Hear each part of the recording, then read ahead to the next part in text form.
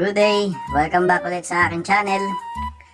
Ito yung first time na kauna-unahan, first time na kauna-unahan pa. First time na nagdala ng buhangin yung nagde-deliver sa amin ng mga aggregates. At dito makikita nyo, pinag-aaralan nila kung paano nila mapapatawid tong dump truck dito sa site dito sa kanal na to, kasi merong malaking kanal sa pagitan ng daan at ng pagbabagsakan niya ng buhangin. Yung pinag-aaralan nila kung paano nilang gagawa ng tulay para maka-atras to. Kita nyo naman, hindi pa sila makapag-decide kung paganto ba o paganyan o paganire. Kung ano yung gagawin nila para hindi lumubog yung gulong.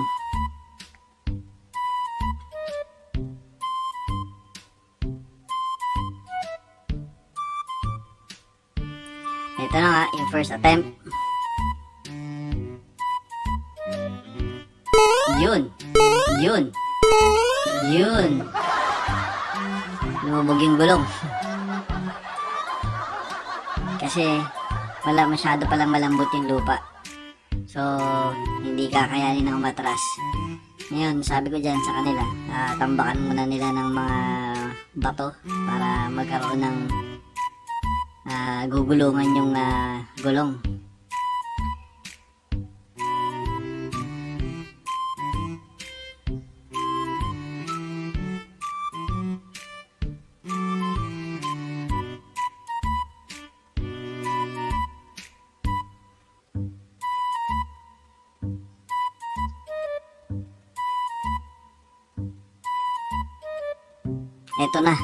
Ito na yung nangyari. Hindi ko na nakuhanan yung pag-atras niya na yung second attempt niya.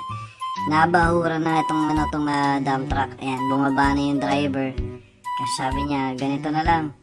Sapinan na lang natin itong pinaka dump bed dito sa ilalim, parang kakalsuhan. Tapos para pag itinaas niya,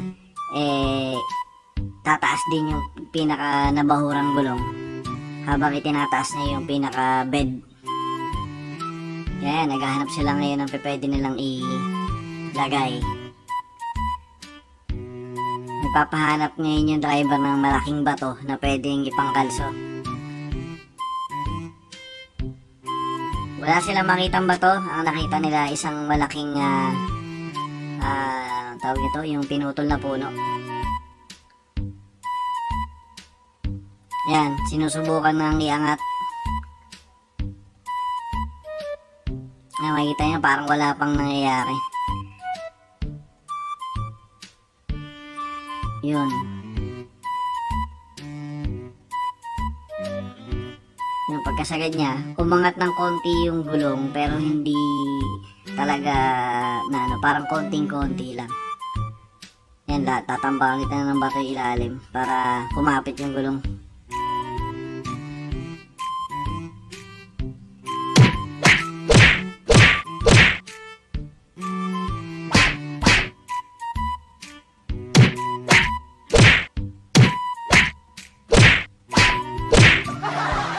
Kawawa naman yung sinipa, bugbog na bugbog.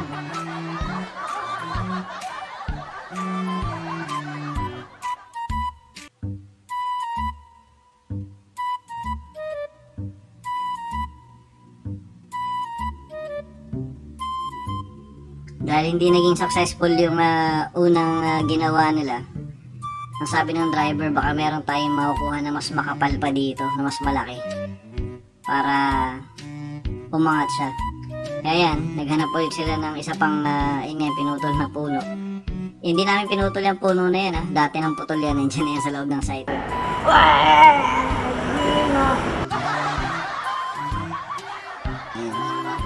Pinapasok na sa ilalim para kumalso yung pinaka bed ng dump truck. Ayan, medyo malaki na to, kaya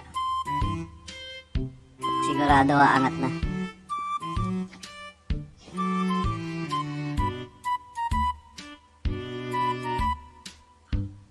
yun umangat na nga. Umangat na yung gulong.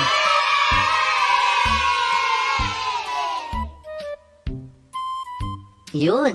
Diba? Nakaalis na. Yun lang pala yung diskarte doon. Kasi alam na alam din ng driver kung anong gagawin niya. At yun lang, pinakita ko lang sa inyo kung paano yung ginawa ng paraan para makaalis yung dump truck na nabahura. At kung nagustuhan nyo, paki-like yung video. Salamat!